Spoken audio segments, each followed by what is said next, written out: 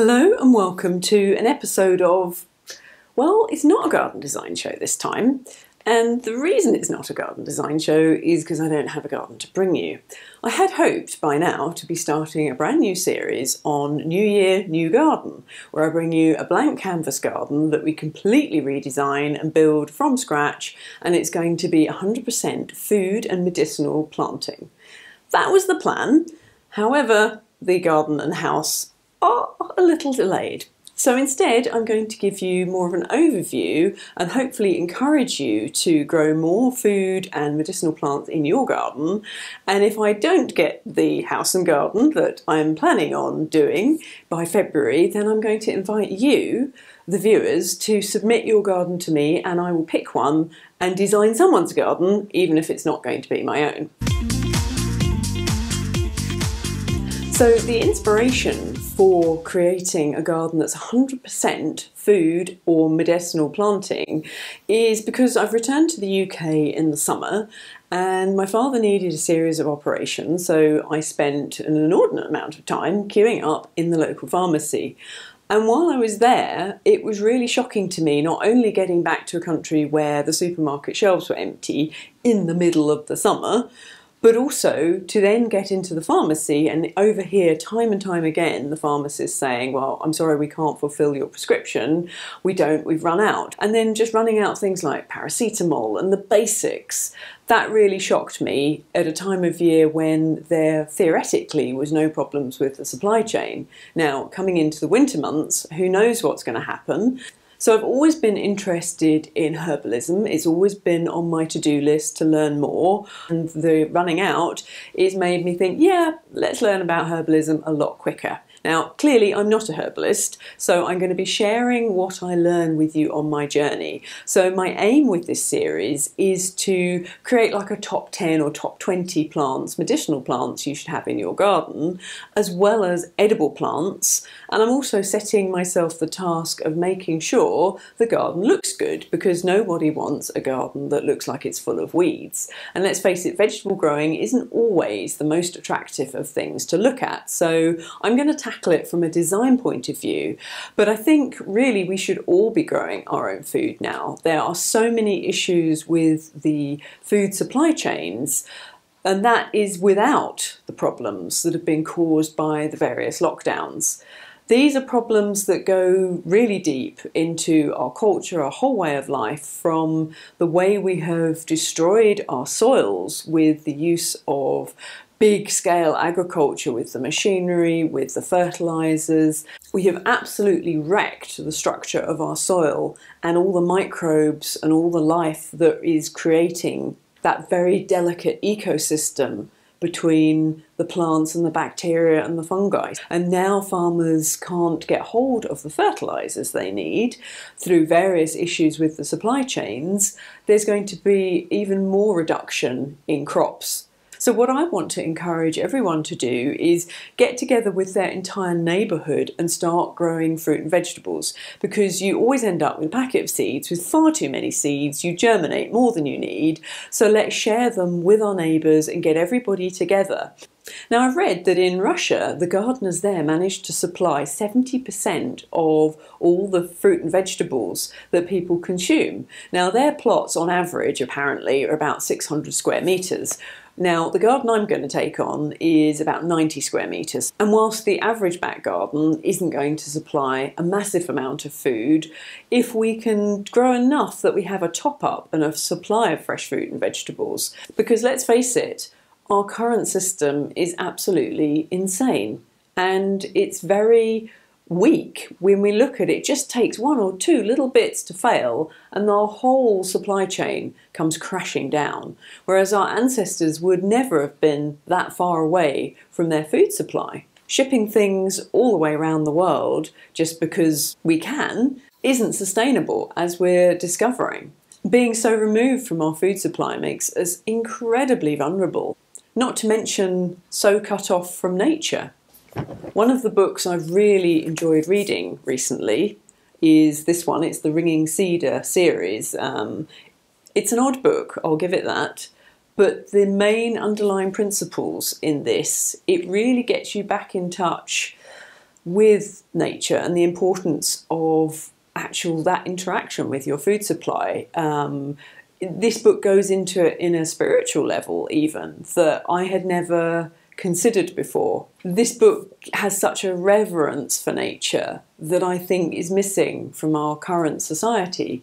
And when we look at all the things that have gone wrong in our world, the further we get away from nature and what is true and real and into this artificial world that we've created that we all think is so normal, but when you really step back and unpack it and think about how our ancestors would have lived, they wouldn't have been relying on food shipped from thousands of miles away. They would have grown it themselves. There wouldn't have been chemicals on it.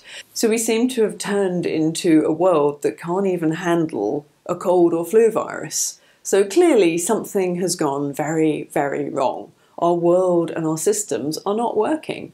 All those chemicals we're applying to the food, in our clothes, in the air we breathe, everywhere we are just doused in chemicals.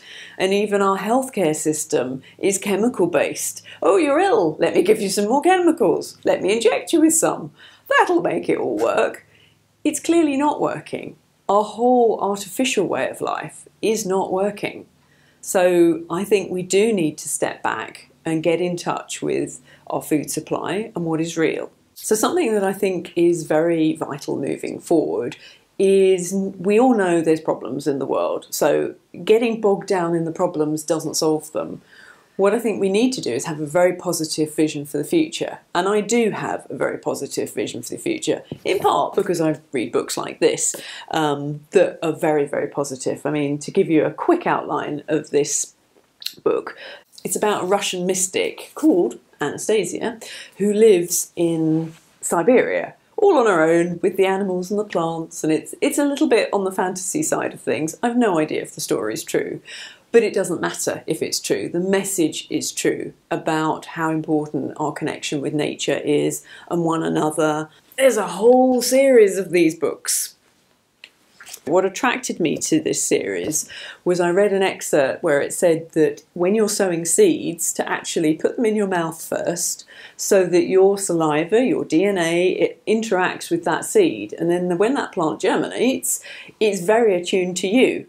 Now, I have no idea if that's true or not, but it just intrigued me, the thought of that. And the recluse in these books, Anastasia, she has a vision for the future where she sees everybody who wants it having been given by the government a hectare of land where they can grow their own produce, they can build their own house, and they can support their family, and they're living in lovely tight communities, and there's no crime and violence, and everyone gets on. Oh, and there's no taxation. The government pays for itself. Can you imagine that? The government pays for itself by selling the natural resources of the country and also having a visitor tax. So any tourism is taxed. That's how they support themselves. They do not tax the people allowed to live free and happy lives.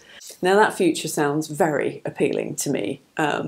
With every passing day I'm getting that real draw, I have been for the last few years, to be out growing my own food, being out in nature, away from the internet, everything that is artificial, even though that's how I'm communicating with you now, and even though that's my entire business is set up online, I'm feeling stronger and stronger that all this artificial world that we created is just a trap. From the television to the digital currencies to the computers, the phones, all of that. I feel a very strong pull to, I'm looking forward to the day it can go in the bin and I don't use it anymore. And, you know, going full-scale Amish is looking really appealing right now. So we are witnessing what is essentially the fall of Rome right now. We're living through it, but it's on a global scale. So we have an opportunity to completely redo society, our monetary system, even our governments. Do we really need governing? I don't think so. We need serving. We need people that do things for the people rather than the puppets on strings that we have that do whatever the highest bidder that's controlling them tells them to do. That's not a good society.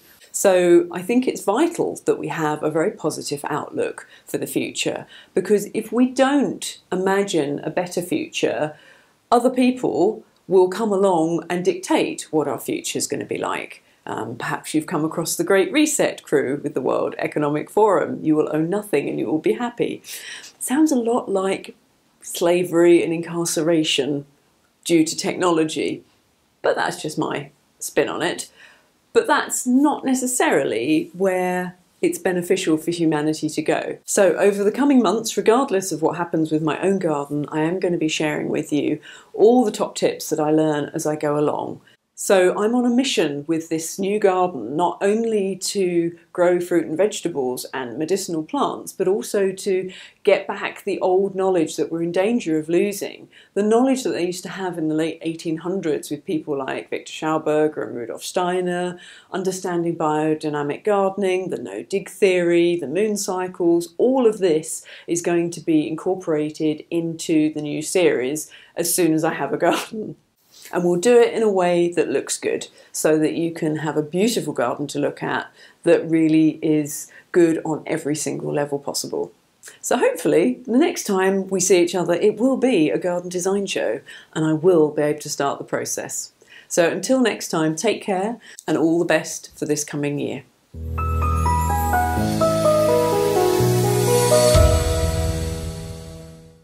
And yes, this is my Christmas jumper.